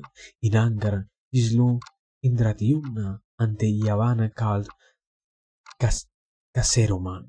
You killed Salva, the lord of Saubha, and destroyed his city. All this you killed in battle. Let me tell you of others you dispatch. At Iravati is looking Boha equal to Kartavirias in battle, and both Gopati and Taraketu you kill. Janardana, you have taken for yourself sacred Dwaraka, of measureless wealth and which the rishis all adore, and finally you will submerge Dwavarati in the sea. Madhusudana, how can any crookedness dwell in you, when, Dasarha, you have no anger, envy, untruth, or cruelty? O you without decay, altar rishis come to you, seated in glory upon sacrificial ground, and seek your protection. You alone remain at the end of the Yuga, contracting all things and withdrawing this universe into yourself, Parantapa, O Vrishni. At the beginning of the Yuga, Brahma himself sprang from your lotus-like navel. Brahma, lord of all mobile and immobile things, to whom this entire universe belongs. When the dreadful Danavas, Madhu and Kaitavha, were bent on killing you, you were infuriated, and from your forehead, O Hari, sprang Sambhu, Trilochana. Thus, these two greatest of gods issued from your body to do your work. Narada told me this. Narayana, in the Chaitrarata Vana, you perform a multitude of yagnas, marked by a plenitude of gifts. Lord, you with eyes like lotus leaves, what you have done while still a mere boy, along with Baladeva, no one else has ever done, nor will in the future. Why? You went and stayed on Kailasa with some Brahmanas, saying all this to Krishna, Rahuna, who was Krishna's soul. False. Quiet. Janardana says to him, you are mine as I am yours, and he who hates you hates me as well, as he that follows you follows me too. Irrepressible one, you are Nara and I Narayana. We are those two rishis born into the world of men for a great purpose. Partha, you are of me and I of you. Bharata Rishabha, who can fathom any difference which exists between us? Okay. When the illustrious Kesava says as much in that conclave of valiant kings, all excited with anger, Panchali, along with Dristadyumna and her other heroic brothers, approaches him of eyes like lotus leaves, seated with his cousins, and, wanting his protection, speaks angrily to the sanctuary of all beings. Sita and Devala have said that in the creation of all things, you are the only Prajapati, creator of all the worlds, irrepressible one. Hanarangya says that you are Vishnu, O Madhusudana, and that you embody the sacrificer and he for whom the sacrifice is performed. Purushottama, the rishis say that you are forgiveness and truth. Kasyapa has said you are a sacrifice sprang from truth. Exalted one, Narada calls you the god of the Satyas and of the Jivas, the only final creature and the lord of all things. Purusharayagara, you sport repeatedly with all the gods, including Brahma, Sankara, and Sakara, even as children play with their toys. Loftiest, your head covers Swarga, your feet Bhumi, and all these walls are as your womb, O Eternal. For rishis sanctified by the Vedas and by the Bhasya, their souls purified through penance, who are contented with visions of the soul, you are the best of all things. Purushottama, you are the refugee of Rajarishis of Dharma who never turn their backs on the field of battle, men possessed of every accomplishment. You are the Lord of all, you are omnipresent, you are the soul of all things, and you are the active power pervading everything. The ruler of all the worlds themselves, the stellar constructions, the 10 points of the horizon, the firmament, the moon and the sun are founded in you, Mahabaho. The dharma of mortal creatures and the immortality of the universe are established in you. You are the supreme lord of all creatures, celestial or human. And so, O Madhusudana, impelled by the love you bear for me, will I tell you of my sorrows. Krishna, how could I, the wife of Prita's sons, the sister of Dhristadyumna, and your Sakhi, your friend, be dragged into the Kuru Sabha as I was? Ah, during my period, bleeding, wearing just a single cloth, trembling and weeping, I was dragged into the court of the Kurus, seeing me, stained with blood in the presence of those kings in the Sabha. The vicious sons of the Dharatirashtra laughed at me, while the Pandavas, the Panchalas and the Vrishnis lived. The Dharatirashtra's sons dared say they wanted me to be their slave. By law, Krishna, I am both the Dharatirashtra and Bhisma's daughter-in-law, yet they wanted to forcibly make me a slave. I accused the Pandavas, who are the greatest warriors in the world, because they watched their wife being treated so savagely and did not stir. Fie on the might of Bhimasena, fie on Arjuna and his Gandiva, for both, O Janardana, suffer me to be shamed by small men of Dharma, regardless of however weak they might be, have always protected their wives. By protecting his wife, a man protects his children, and that is to protect oneself. A man begets himself upon his wife as his children, and that is why she is called Haya. A wife also must protect her lord, remembering that he takes birth in her womb. The Pandavas never forsake anyone who seeks their protection, yet they forsook me when I turned to them in my dire need. Through my 5 husbands, 5 sons of exceptional deckhafts, I have borne Prativindya by Yudhishthira, Sutasoma by Vrikodara, Srutakirti by Arjuna, Satanika by Nakula, and Srutakarman by the youngest, all of them dauntless, invincible. For their sake, Janardana, my husbands should have protected me. My sons are almighty Kshatriyas, even like your own Pradyumna. My husbands are the greatest archers, and no enemy can defeat them in battle. Why do they bear what the Dharatirashtra's sons made me endure? Those princes of such inexhaustible prowess? Deprived of their kingdom through deception, the Pandavas were made bondsmen, and I was dragged to the Sabha while in my season, and wearing just one cloth. Fie on the Gandiva, which none else can string save Arjuna.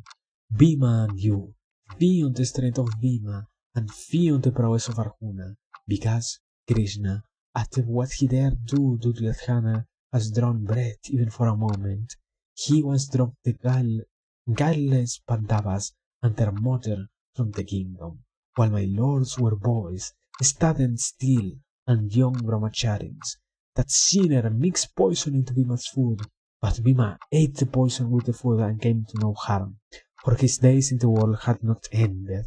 Krishna, Duryodhana bound unconscious Bhima hand and foot, and, below the house of at Pramana, rolled him into the Ganga. But Bhima Mahabaho awoke, tore off his bonds, and rose from the river. Duryodhana was responsible for black cobras biting Bhima all over his body, but this Parantapa did not die. Waking, Kanti's son killed all the snakes with his left hand, and he also killed Duryodhana's favorite Sarathi, who was the agent for the dastardly crime. Again, while the Pandavas slept at Varanavata with their mother, Duryodhana had the house set on fire, intending to immolate them inside. Who else could do such an evil thing? Kunti, surrounded by flames, cried out in terror to her sons, "Ah, I am undone! How will we escape? Alas, my children, and I will die today." Then Bhima Mahabaho, mighty as the wind, comforted his mother and his brothers. "I will leap into the air, even like Vinata's son Garuda, king of birds. We have no fear from this fire." Taking up his mother onto his left side, Yudhishthira on his right, the twins of each shoulder, and Arjuna on his back, the mighty Vrikodara cleared the towering flames with one leap. Setting out at night, they came to the Hidimba Vana, And while Kunti and her sons slept, Rakshasi Hidimbi approached them. She looked at Bhima and desired him. She took Bhima's feet onto her lap and began to press them with soft hands. Bhima the husband awoke and asked her, faultless feature, what do you want? The Rakshasi, who was beautiful and could also assume any form she chose, replied to the Mahatman Bhima, fly from this place. My mighty brother will come to kill you. Do not tarry. Fly. Bhima said hotly, I do not fear him. If he comes here, I will slay him. Hearing this conversation, her brother Hidimba, vilest of Rakshasas, arrived there. He was terrible to behold and came roaring. The Rakshasa said, Hidimbi, who are you talking to? Bring him to me. Let me eat him. Quickly, Hidimbi, do not delay.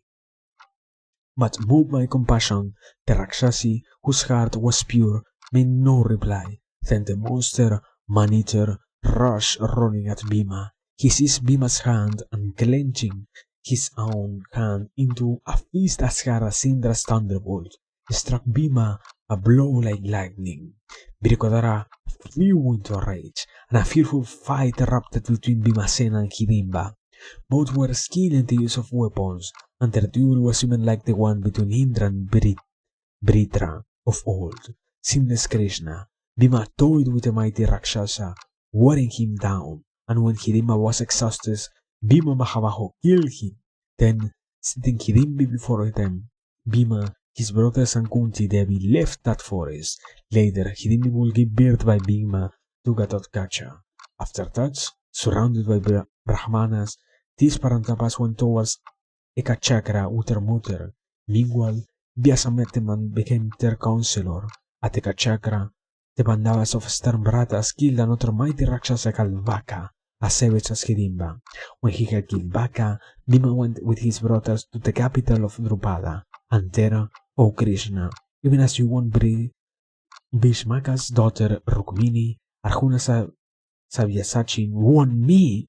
Arjuna won me during my Swayambara. First performing an incredible difficult feat of archery, and then defeating all the other kings gathered there. O Krishna, innumerable griefs afflict me now and we live here, with Domya for our priest and guide, but separated from our beloved Kunti. Why do these who are gifted with such strength, who have the prowess of lions, sit here indifferent, do nothing after they have seen me humiliated by vile and despicable enemies? Am I born to suffer such searing indignity at the hands of base sinners, men of little strength beside? Am I to burn endlessly with grief? I was born into a great race, and I came into this world in an extraordinary manner. Besides, I am the beloved wife of the Pandavas, and the daughter-in-law of the illustrious Pandu, I who am called the best of women, I who am devoted to my husbands. Even I, O Krishna, was seized by my hair, and in the sight of the Pandavas, each of whom is like an Indra. Draupadi hides her face in her soft hands like lotus buds and sobs. Her tears flow down and wash her deep, full and graceful breasts, which bear every auspicious mark.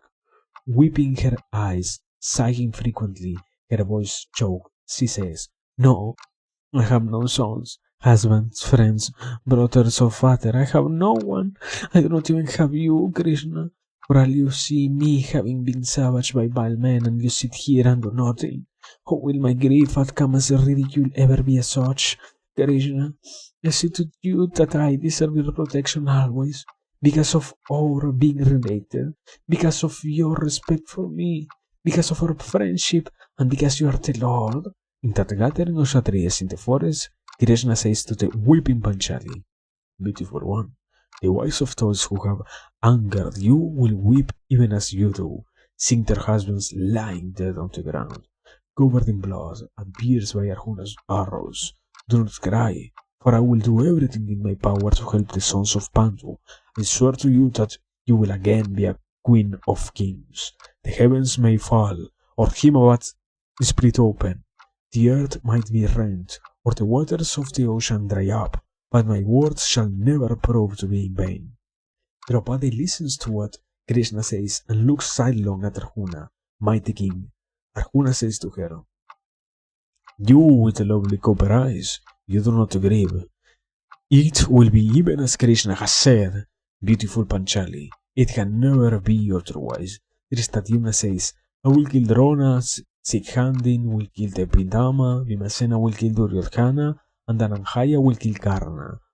My sister, with Balarama and Krishna on her side, even Indra himself could not vanquish us in battle. Then what are these sons of Dharatirashtra? Now all the Kshatriyas turn to Krishna, who then speaks to them. Do we have a long next chapter, canto? Because I may not want to read it if it is incredibly long like this one. What the fuck? Literally one page. Man. Man.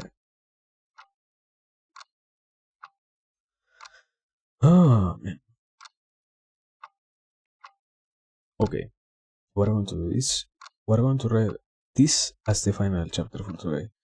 Canto 13. Oh man. Canto 13. Aranyakaparva continua.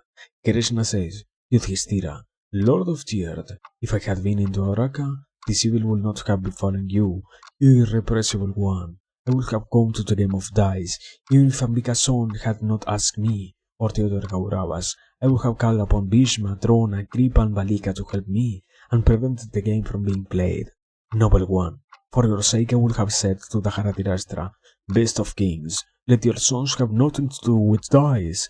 Yes, I would have spoken at length on all the evils of gambling, through which one Virasena's sons lost his kingdom, and through which you have now fallen into such distress. Rahan, in total of evils have befall a man from playing dice. I would have told how a man plays in compulsion, even if he wishes to stop. Woman, dice, hunting and drinking, to which men become addicted from temptation, are regarded as the four evils that deprive a man of his prosperity. Those who know the Shastras say that evil attends upon all these. Those who are addicted to dice also know all its evils. Mahabaho, appearing before the sons of Ambika, I would have told him that through dice men lose all their possessions in a day and exchange harsh words. I would have named innumerable other ills which attend on dice. If the Dharatirashtra had accepted what I said, both the will of the Gurus and Dharma itself would have been secured.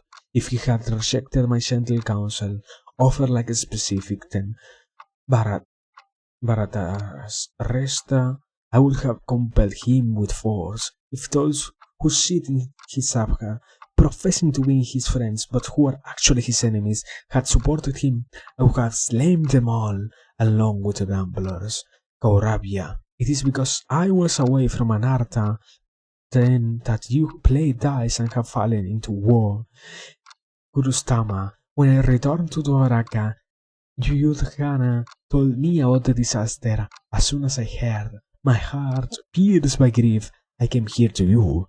Alas, Pandava, such dire distress has overtaken you, and I see you, brothers, and you plunge in misfortune. Okay, yeah. Understandable so far. I mean, yeah. The conclusion of this is don't gamble, boys. Do not gamble. Anyway, gambling is bad. So yeah, that is the idea basically. I think.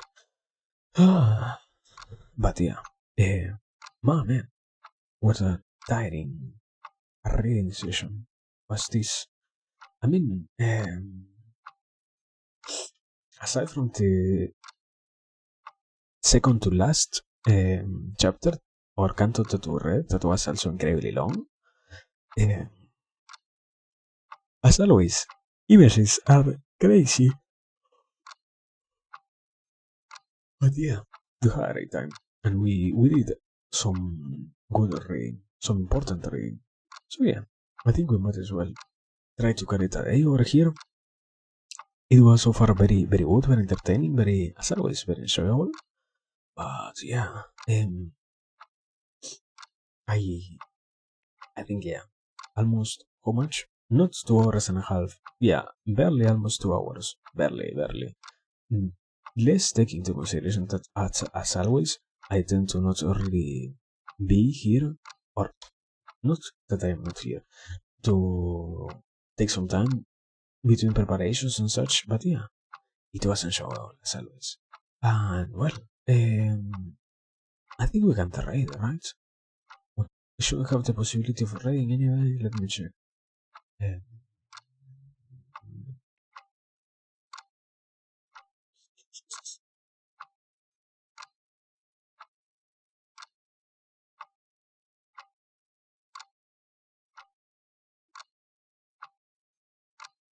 yeah. We don't have the possibility of trying to raid. I would say, or I will try to raid. I mean, we have a. We might as well try. We might as well try. It is never bad to try. Let me see who is there out there that we can try to raid. But yeah, very crazy, as I said. Well, I tried to search for somebody very crazy, very tiring, very beautiful. Holy fucking god, I closed the book and I don't know where exactly I left. Oh no.